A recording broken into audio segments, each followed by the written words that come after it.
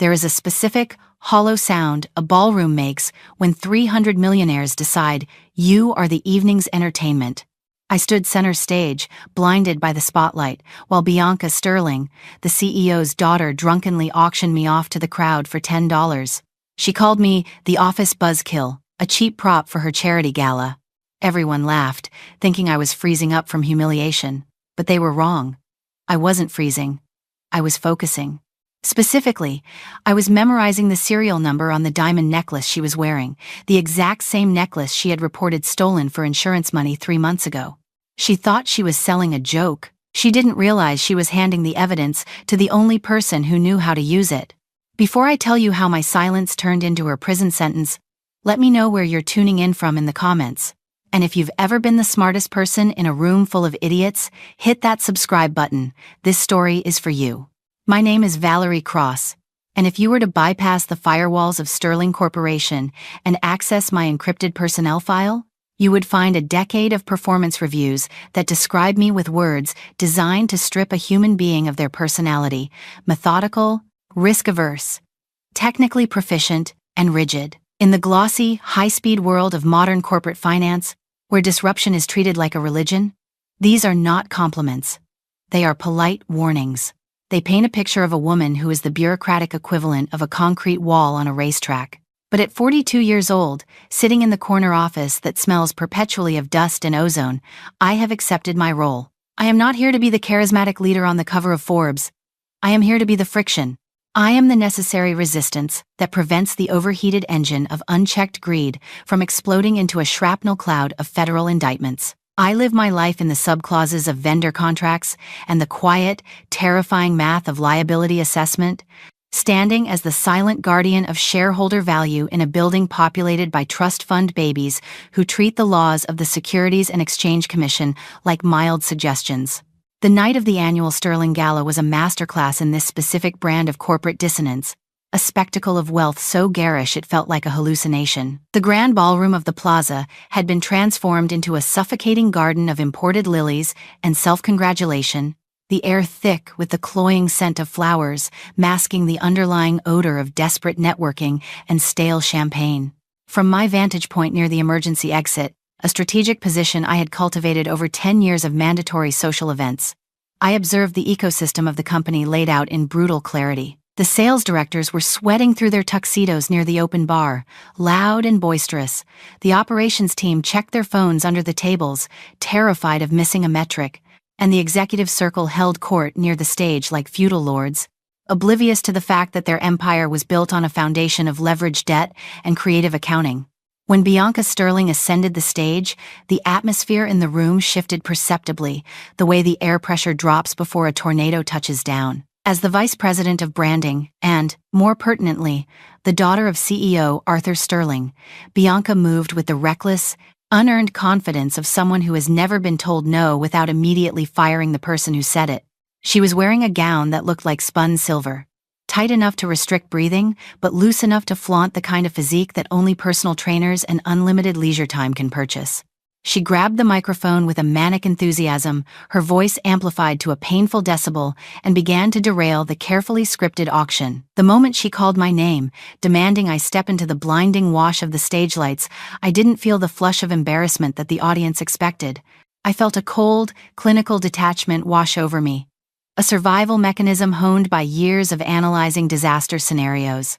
As the crowd roared with laughter at her joke about auctioning off the chief of boring for the price of a latte, my focus narrowed entirely on the visual data presented before me.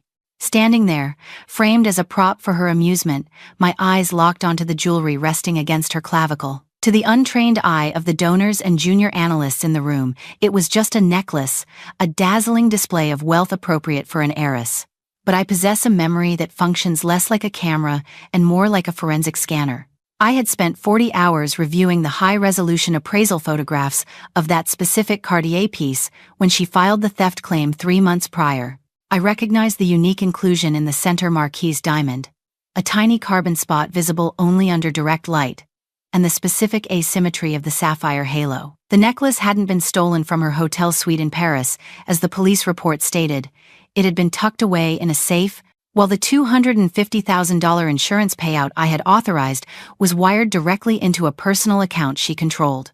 That diamond wasn't just an accessory, it was physical proof of insurance fraud, a felony dangling inches from the microphone. The drive home that night was silent. The kind of heavy, pressurized silence that precedes a storm. I navigated the rainy city streets with mechanical precision, the rhythmic slap of the windshield wipers marking time while my mind replayed the optical evidence. I didn't sleep. I spent the night in my minimalist apartment staring at the ceiling, mentally organizing my files, calculating the statutes of limitation, and preparing for the retaliation I knew would arrive with the morning sun. I knew the culture of Sterling Corp better than anyone. They wouldn't apologize for the public humiliation. They would double down. They would try to gaslight me into believing that my dignity was a small price to pay for team cohesion. It came, predictably, at 8 a.m. the next morning. The summons arrived not from Arthur Sterling, but from Simon, our Director of Human Resources, a man whose primary job function seemed to be protecting the company from lawsuits rather than protecting employees from abuse. I walked into his office, which smelled aggressively of vanilla air freshener, masking the scent of anxiety.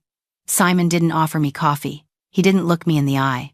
He simply slid a single sheet of paper across his mahogany desk, a document titled Memorandum of Understanding Regarding Corporate Culture Events. He spoke in that practiced, soothing tone HR directors use when they are about to screw you over, telling me that the executive team felt it was important we all maintained a sense of humor, and that my cooperation in signing this waiver would demonstrate my commitment to being a team player. I read the document slowly, my finger tracing the legal jargon that essentially absolved the company of any liability for harassment or emotional distress caused during the gala. It was a gag order dressed up as a liability waiver. A younger, more emotional version of myself might have torn the paper up and thrown it in his face, or perhaps resigned on the spot in a blaze of righteous indignation. But resignation would mean losing access. Resignation would mean being outside the firewall. I picked up the pen, a cheap corporate-branded ballpoint, and looked Simon in the eye, noting the relief that washed over his face as he thought he had successfully bullied me into submission. I signed my name with a steady hand, pressing the ink deep into the fiber of the paper. By signing, I was buying time. I was trading my dignity for continued access to the enterprise resource planning system. I wasn't just staying employed, I was staying embedded, a virus in the system that they had just foolishly invited to remain in the mainframe. I returned to my desk to find that the retaliation had taken a tangible form. Waiting by my workspace was a young woman named Paige, a 22-year-old intern with wide eyes and a nervous energy that vibrated off her like static electricity. Bianca had sent her, presumably as a punishment for both of us, a way to saddle me with babysitting duties while simultaneously mocking my workload. Bianca saw a useless intern, a project to distract the boring risk manager. I looked at Paige, at her eager expression and her brand new notebook, and I saw something else entirely. I saw a clean slate. I saw a proxy. "Sit down, Paige," I said, my voice calm and authoritative, pulling up a second chair. "Welcome to risk management. Do you know what we really do here?" She shook her head, terrified. "We protect the company," I lied smoothly. "And specifically, we protect Miss Sterling. She is a visionary, and visionaries are often too busy to handle the mundane details of financial compliance. That makes them vulnerable. Our job, your job, is to build a shield of documentation around her." Over the next 3 weeks, I initiated Paige into the weaponized art of malicious compliance. I taught her that in the corporate world, a phone call is a rumor, but an email is a fact. I instructed her that every time Bianca texted her with a request, whether it was to book a private charter to scout locations in the Maldives, or to purchase luxury furniture for a home office that was actually her private vacation rental, Paige was to transcribe that request into a formal internal memo. "You must create a paper trail," I explained, pulling up the complex expense categorization codes on our archaic Oracle system. "When Miss Sterling asks for these funds, you create a requisition form, attach a screenshot of her text message as authorization, and upload it to the immutable ledger. This ensures that if anyone ever questions the expense, we can prove it came directly from leadership. We are protecting her from accusations of disorganization." Paige took to the task with a terrifying efficiency, her fingers flying across the keyboard as she retroactively documented 6 months of Bianca's embezzlement under the guise of organizing the archives. She thought she was being a diligent assistant. In reality, she was building a forensic case file that would eventually be handed to the FBI. Every bottle of champagne charged to client development, every spa weekend hidden under wellness consulting, every designer handbag categorized as promotional materials page, digitized it all, stamping each file with the official company seal. I sat next to her, sipping my black coffee, offering encouraging nods as she unknowingly constructed the cage that would hold her boss. The volume of evidence was growing, but I needed the kill shot. I needed a felony that crossed state lines and federal jurisdictions, something that couldn't be explained away as a clerical error or misunderstanding of perks. That opportunity arrived in the form of Sterling Ocean. It was Bianca's pet project, a hastily announced nonprofit initiative designed to boost the company's environmental, social, and governance (ESG) score, a metric that investors were watching closely. The proposal landed on my desk on a Tuesday afternoon, flagged as urgent, with 3 red exclamation points, a classic manipulation tactic designed to rush compliance officers into skipping the details. Bianca wanted immediate approval to transfer $5 million from the corporate reserve to the Sterling Ocean Foundation account to secure a partnership with an overseas conservation group. I opened the file and analyzed the banking details. My eyes narrowed as I recognized the routing number.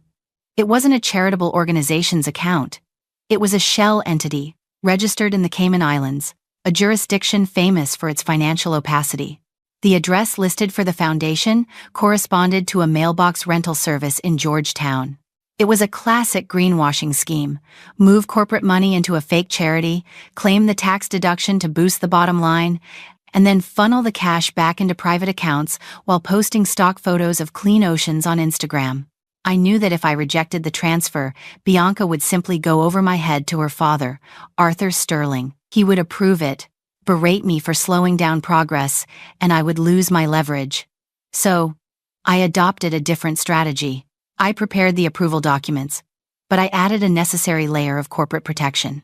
I spent 4 hours drafting a 50-page addendum titled Fiduciary Responsibility and Anti-Money Laundering Compliance Attestation. It was a dense, unreadable wall of text, filled with references to the Patriot Act, the Bank Secrecy Act, and international wire fraud statutes. It was designed to make eyes glaze over. But buried on page 42, within subsection C, paragraph 4, was a clause I had crafted with surgical precision. It stated that the authorizing officer Bianca Sterling personally certified that she had conducted full know your customer diligence on the ultimate beneficial owner of the receiving account. It further stated that she accepted full personal criminal liability should the funds be used for non-charitable purposes, and that she acknowledged this transaction was subject to federal audit. I printed the document, the pages warm and heavy in my hands, and walked it over to Bianca's office. Her office was a glass-walled aquarium of modern art and white leather furniture, a stark contrast to the gray cubicles of the risk department. She was on the phone, laughing loudly, holding a green juice in one hand. She waved me in with a dismissive flick of her wrist, clearly annoyed by my presence. I placed the stack of papers on her desk and waited. When she finally looked at me, I spoke in my most monotonous, bureaucratic voice. "Legal needs a wet signature to clear the international wires for your ocean project, Miss Sterling. The bank is being difficult about the offshore routing number, so this form just confirms you've authorized the partnership." She didn't even look at the title of the document. She didn't check the page count. She didn't ask why a simple wire transfer required a document the size of a novel. She just wanted me out of her office so she could go back to her call. She grabbed her gold fountain pen, flipped to the tab I had marked with a yellow sticky note, and scrawled her signature on the dotted line. I watched the ink dry, feeling a cold rush of adrenaline. She had just formally and legally lied to the federal government, and she had done it on a document that I would notarize and upload to the secure server the moment I left the room. I took the document back, clutching it like a shield, and walked calmly to the scanner in the hallway. The moment the laser swept across her signature, the PDF was encrypted and mirrored to 3 separate backup servers, including one that I knew the external auditors monitored automatically. But internal documentation was only half the equation. Sterling Corp had buried scandals before. Arthur Sterling had friends in the Senate, He had golf buddies who ran regulatory agencies. An internal investigation could be squashed, files could be accidentally deleted, and people like me could be fired and silenced with NDAs. I needed an external force. I needed a predator who fed on weakened companies, someone who wouldn't be swayed by a country club membership or a bribe. I found him in the financial district, not in a skyscraper, but in a 24-hour diner that smelled of grease and burnt coffee, a place where people went to be invisible. Julian Graves was an activist investor, a man the business press called a vulture capitalist, but whom I recognized as a necessary scavenger in the ecosystem of corporate rot. He was known for buying into bloated, corrupt companies, exposing the management, firing the board, and selling the pieces for a profit. He was ruthless, emotionless, and exactly what I needed. I slid into the booth opposite him without an invitation. He looked up from his black coffee, his eyes dark and intelligent, showing zero surprise at being accosted by a stranger. Men like Graves were used to being approached, though usually by desperate CEOs begging for a lifeline, not mid-level risk managers. I didn't waste time with pleasantries. I placed a plain black USB drive on the Formica table between the salt shaker and the ketchup bottle. Sterling Corporation is currently trading at $82 a share, I said, my voice low and steady, competing with the clatter of dishes from the kitchen. That valuation is based on assets that don't exist? Inventory that was written off 3 quarters ago, and intellectual property that has been leveraged twice over. The real book value is closer to $12. Graves didn't reach for the drive immediately. He let it sit there, a black monolith on the white laminate, and looked at me with a gaze that felt like an X-ray. "Who are you?" he asked, his voice a gravelly rumble. "I'm the person who reads the fine print," I replied. The drive contains unredacted general ledgers for the last 5 years. It contains proof of insurance fraud involving executive assets, and it contains the wire trail for a shell company called Sterling Ocean, which is currently receiving $5 million of shareholder money. He picked up the drive, turning it over in his fingers like a rare coin. "Why?" he asked simply. It was the only question that mattered. He wanted to know if I was looking for a payout, a job, or a whistleblower reward. "I don't want money," I told him. And it was the truth. I want accuracy. I want the math to balance. For 10 years, I have watched them treat the company ledger like a coloring book. I'm tired of being the only one who knows the house is on fire while everyone else is roasting marshmallows. A flicker of what might have been amusement, or perhaps respect, crossed his face. He pocketed the drive. "Go back to the office," he said. "Keep your head down. Don't change your routine. And make sure your resume is up to date, because I'm going to burn the building down, and I'll need someone to help me sift through the ashes." The days following that meeting were a masterclass in psychological warfare. I returned to the office and continued to play my part. I smiled at Bianca in the hallways, complimented her on the progress of the Sterling Ocean initiative, and dutifully approved her expense reports, all while knowing that Graves was quietly accumulating a position in the company's stock. I watched the stock ticker on my second monitor, waiting for the volume spike that would indicate he was making his move. The atmosphere in the executive suite began to curdle about a week later. It started with whispers, then closed-door meetings, then the shouting. The first tremor hit on a Tuesday morning, a formal letter from the Securities and Exchange Commission requesting all communications regarding offshore entities and charitable contributions. It wasn't a raid yet, just a quiet, terrifying inquiry that made the general counsel turn pale. Arthur Sterling convened an emergency meeting in the main boardroom, a glass-walled cage that offered no privacy from the prying eyes of the staff. I sat in that meeting, hands folded on my lap, a notebook open in front of me, watching the panic spread like a contagion. Bianca was there, pacing the length of the room, insisting that it was a clerical error, and looking at me with accusatory eyes. She was wearing the same necklace she had worn to the gala, the one I knew was stolen, and the irony was almost suffocating. "Valerie," she snapped, turning on me, her voice shrill. "Did you file the disclosures correctly? This has to be a mistake in risk management. You must have checked the wrong box on the international forms." The room turned to me. The CEO, the CFO, the general counsel, they all looked at me, expecting the boring woman to take the fall, to apologize, to promise to fix it. This was the role I had played for a decade, the sponge that absorbed their incompetence. But today, the sponge was full. I stood up slowly, smoothing the front of my blazer. I didn't look at Arthur. I looked directly at Bianca. I filed the disclosures exactly as the authorizing officer certified them, I said, my voice calm, projecting to the back of the room. I tapped a key on my laptop, and the projector screen behind me came to life. It displayed the compliance rider I had created, with Bianca's signature blown up to 5 feet tall, looming over the room like a verdict. As you can see, I continued, pointing a laser pointer at paragraph 42, Miss Sterling personally attested to the legitimacy of the offshore accounts and accepted full criminal liability for the funds. If there is a discrepancy, it is not a clerical error, and it is not a risk management failure. It is perjury. The silence that followed was absolute. It was the sound of oxygen being sucked out of the room. I saw the blood drain from Bianca's face, leaving her pale and trembling. Arthur Sterling looked from the screen to his daughter, and for the first time, he didn't see a princess. He saw a liability. I sat back down, took a sip of my water, and waited for the inevitable explosion. The trap was sprung. The cage was locked. Now, all I had to do was wait for the zookeeper to arrive. The silence that descended upon the boardroom following my revelation was not the empty quiet of a library. It was the heavy, suffocating stillness of a pressure vessel moments before structural failure. Arthur Sterling, a man who had spent 4 decades believing that his surname operated as a kinetic shield against consequences, stared at the projected image of his daughter's signature, with the vacuous expression of a captain watching the hull of his ship breach, realizing far too late that he had jettisoned the lifeboats to make room for more cargo. He did not scream. He did not fire me on the spot. He simply froze, trapped in the amber of his own negligence. The general counsel, a man whose survival instincts were significantly sharper than his ethics, leaned in and whispered urgently into Arthur's ear, likely informing him that terminating the whistleblower in the middle of a documented perjury event would be tantamount to handing the federal prosecutors a signed confession, along with a map to the bodies.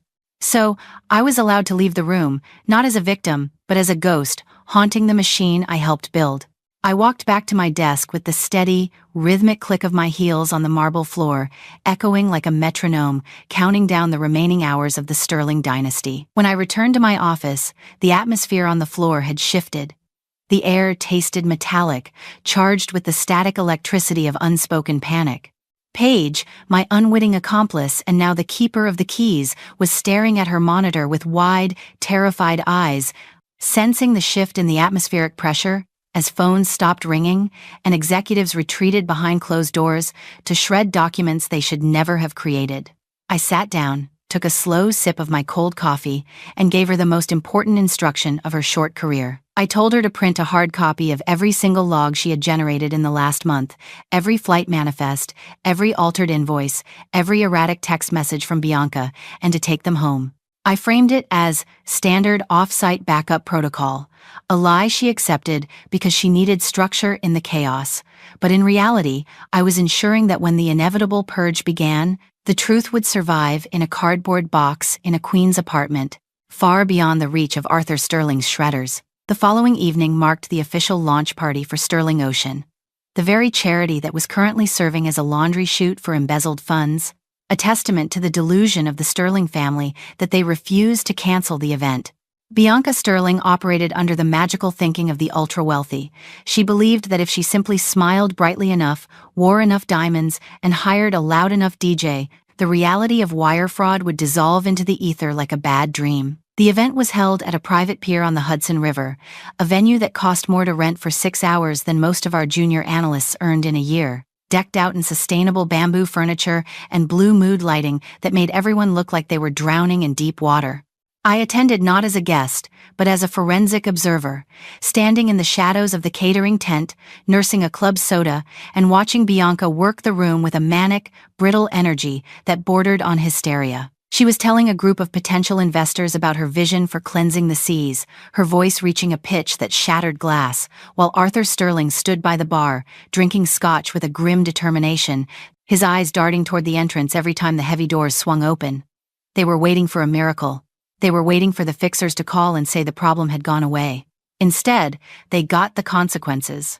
Julian Graves didn't arrive with a fanfare or a shout. He arrived with the terrifying quiet of a predator entering a grazing paddock, orchestrating the timing for maximum psychological damage. The heavy double doors of the pier venue swung open, admitting the damp river air and a phalanx of individuals who were clearly not on the guest list.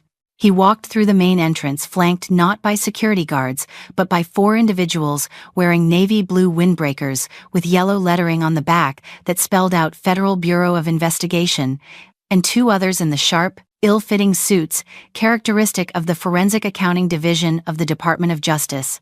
The music, a generic, upbeat electronic track designed to simulate optimism, cut out abruptly as the DJ realized that the mood on the floor had shifted from celebration to investigation. The crowd of socialites, hedge fund managers, and influencers parted like the Red Sea, not out of respect, but out of the primal instinct to distance themselves from the contagion of a federal raid.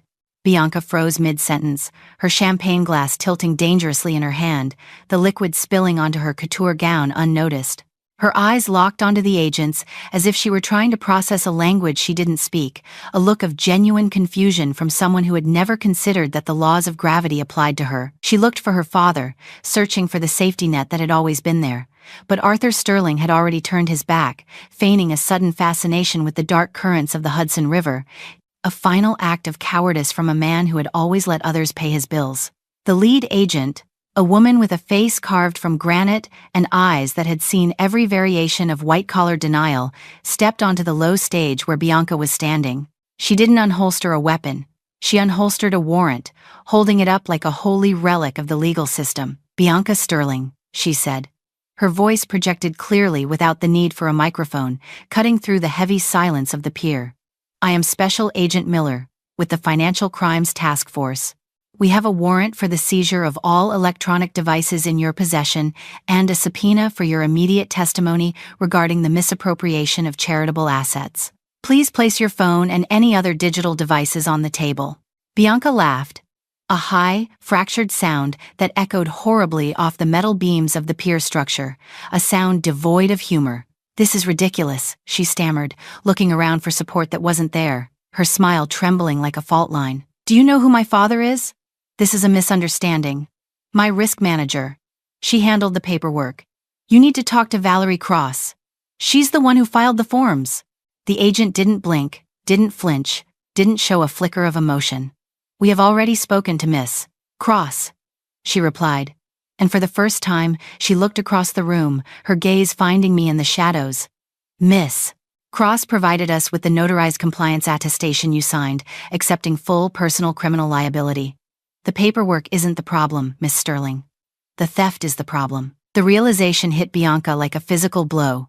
I watched the color drain from her face in real time, leaving her skin the color of old parchment. Her knees buckled slightly, and for a second, I thought she might faint, but her narcissism was structural, a load-bearing wall that refused to collapse. She straightened up, her face twisting into a mask of pure venom, and pointed a shaking finger at me across the room. "You set me up," she screamed, abandoning the pretense of the innocent philanthropist, her voice shredding her throat. "You boring, miserable little clerk. You tricked me. You work for me." I stepped out of the shadows then, walking slowly toward the stage, stopping just outside the circle of federal agents. I didn't raise my voice. I didn't need to. "I didn't trick you, Bianca," I said, my voice calm, level, and utterly devoid of sympathy. "I simply asked you to read what you were signing. You were just too busy spending the money to care where it came from.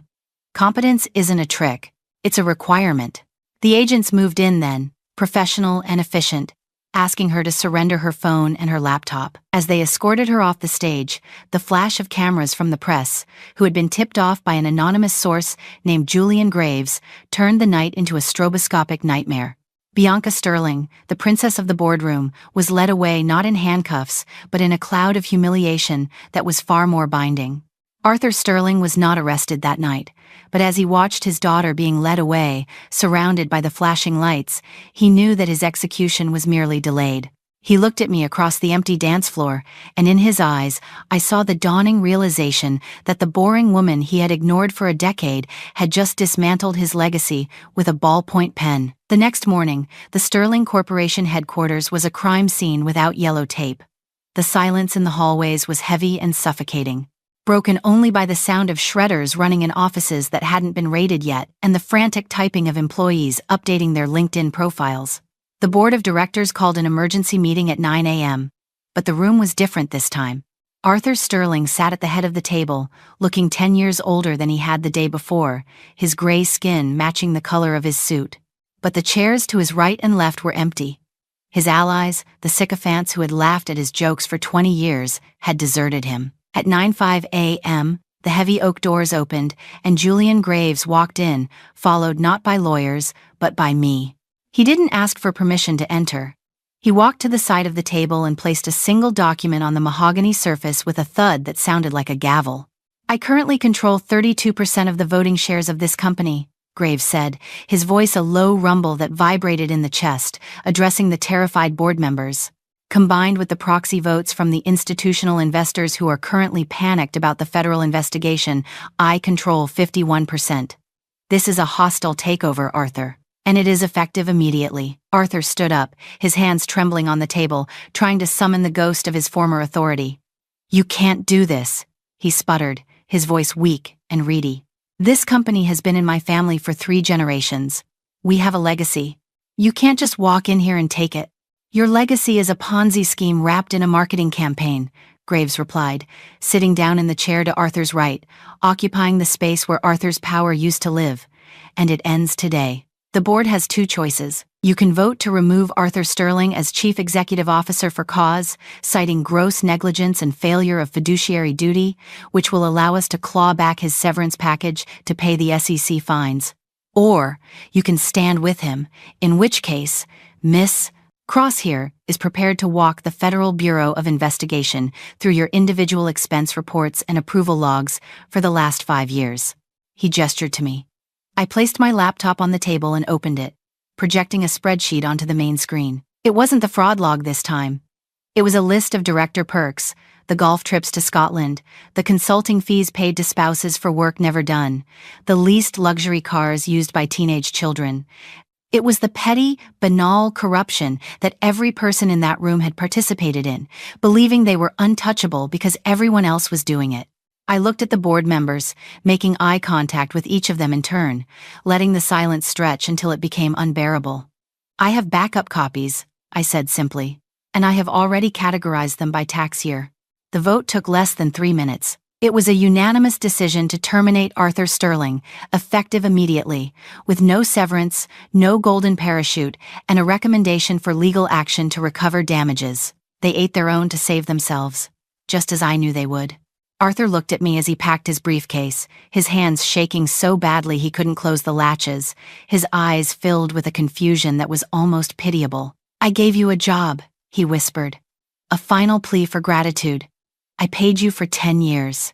You paid me to manage risk," I corrected him, standing tall, looking down at the man who had once owned my days, "and you became the risk. I simply removed the liability." As Arthur was escorted out of the building by security, the same security guards who had saluted him for decades, the reality of the new regime began to settle in. Graves didn't pop champagne. He didn't give a motivational speech. He turned to the remaining board members and said, "Get out. I have work to do." Then he looked at me. "Valerie, I need an interim chief operating officer who knows where the bodies are buried so we can dig them up and give them a proper burial. Do you want the office with the river view, or do you prefer the one near the server room?" "The server room?" I replied without hesitation. "The view is better for the hardware, and I prefer the hum of the cooling fans to the sound of apologies." The fallout lasted for 6 months, a grueling process of forensic audits, depositions, and restructuring that felt less like business management and more like crime scene cleanup. Bianca Sterling didn't go to prison immediately. Her lawyers fought a ferocious delay battle, but the paper trail Paige and I had created was a labyrinth with no exit. Every time they tried to claim ignorance, we produced a memo. Every time they tried to claim coercion, we produced a time-stamped email. Eventually, faced with the overwhelming weight of her own digital footprint, she pled guilty to 1 count of wire fraud and 1 count of conspiracy to avoid a 10-year sentence, accepting a plea deal of 36 months in a federal correctional facility. The day she reported to prison, the stock price of the newly rebranded Graves Logistics rose by 4%, a cold market signal that competence was finally valued higher than nepotism. But my work wasn't finished. There was one final loose end. a small bureaucratic knot that needed to be untied to ensure the new fabric of the company was clean. Simon, the HR director, who had forced me to sign the waiver, who had gaslit me and told me to be a team player, was still employed. He had tried to pivot, sending me ingratiating emails about synergy and supporting the new leadership, acting as if he hadn't been an enforcer for the old regime, hoping that his mediocrity would allow him to blend into the new walls. I called him into my new office on a rainy Tuesday afternoon. He walked in with a nervous smile, carrying a folder of culture initiatives he wanted to propose, trying to project an air of indispensability. "Valerie," he said, using my first name with a familiarity I hadn't granted him. "So good to see you settling in. I have some great ideas for boosting morale after the transition. I was thinking a town hall meeting to reset the vibes." I didn't smile. I didn't invite him to sit. I picked up a document from my desk and slid it across the polished surface to him.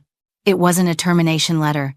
It was the memorandum of understanding he had forced me to sign months ago, the one with my signature pressing deep into the paper, the physical manifestation of his complicity. "Do you remember this, Simon?" I asked, my voice soft but carrying the weight of a judge's gavel. He paled, adjusting his glasses, sweat beading on his forehead. That was standard protocol at the time. I was just following orders from the executive suite. You know how it is.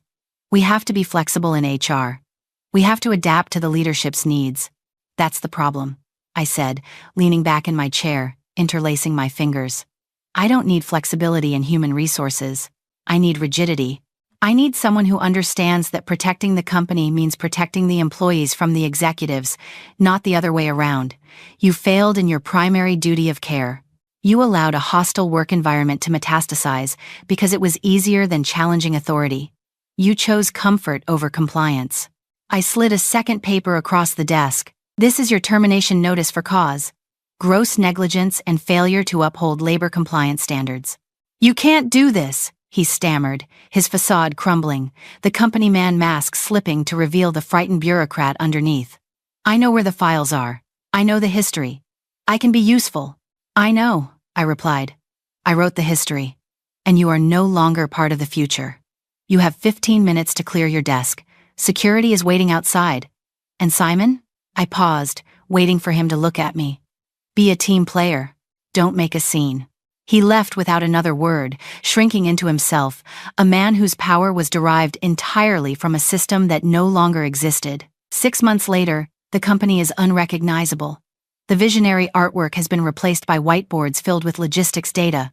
The extravagant galas have been replaced by quarterly performance bonuses for the staff who actually do the work. My office is quiet. I don't have a view of the river, but I have a direct line to the server mainframe, and the steady green blink of the status lights is more beautiful to me than any sunset. Paige was promoted to junior risk analyst. She no longer fetches coffee, but she does have a terrifying eye for detail that makes the sales team nervous, which is exactly how I like it. Sometimes, late at night, when the office is empty and the hum of the servers is the only sound, I look at the small, framed photo of the Cartier necklace I kept as a memento, hidden behind my monitor. They called me boring. They called me invisible. They didn't realize that in a world built on paper, the person who holds the pen is the most dangerous person in the room. Bianca Sterling is currently making license plates in a facility in Connecticut, earning 12 cents an hour. I am running a Fortune 500 company. And I still haven't smiled, because the math finally balances, and in my world, that is the only happy ending that matters. They mistook my silence for surrender, but as I proved, in a world of noise, the one holding the pen holds the real power. True strength isn't about who screams the loudest in the boardroom. It's about having the patience to let the facts speak for themselves. If you are currently quietly building your own exit strategy from a place that doesn't value you, remember, you are not invisible. You are just preparing. If this spoke to you, like, comment, and share it with someone who's still finding their voice.